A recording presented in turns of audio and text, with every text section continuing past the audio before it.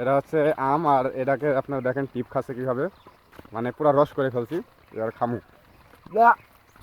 মানে এই মিষ্টি আম বুঝছেন, এরা খাচ্ছে, এরা তো বলছে মিষ্টি আম, কিন্তু মনে করেন যে এই যে কষে পুরা ভর্তি হয়ে গেছে, কষটা মুখে পড়ছে। কি করে চুরি করে, আমি তো খুব ভালো লাগে। দেখেন এমনি উতলি যাচ্ছে।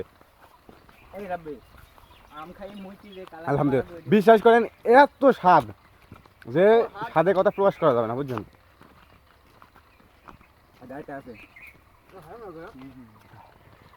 হেভি স্বাদ আর মানে অকল্পনীয়। আর এরকম মিষ্টি আম পাওয়া খুব গায়ে বাঁধা। আর এই যে রাসেলের কিন্তু প্রচুর মিষ্টি লাগছে। কেমন আমটা কেমন? মানে আমি কোয়ালিটি কি বলবো, ফিটনেসটা ভালো না খাতে। আবার কিন্তু জাম চুরি করতে যাবো, বিজনেস সুগা না, বিজনেস সুগা না কি বলে, এইভাবে বলে না বলতো, নতুন সাথে। হ্যাঁ, বিজনেস সুগা না কি বলে না, ওইটা বলতো। এটা হচ্ছে গ্রামের একটা মজা, এটা হচ্ছে গ্রামের মজা। শহরের মধ্যে তোমরা বুঝবা না, বুঝছো।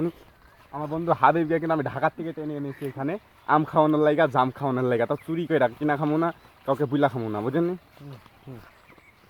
কোথায় ঠিক তোমাকে যা বলছি তাই করে দেখাচ্ছি না। ও জামডাবাদ আছে, ওকে জামডাবাদ আছে। খাবা খাবা, সামনে জাম গাছ খাবা। এই আটি দেয়, ডাইরেক্ট আম দিতে হয় না।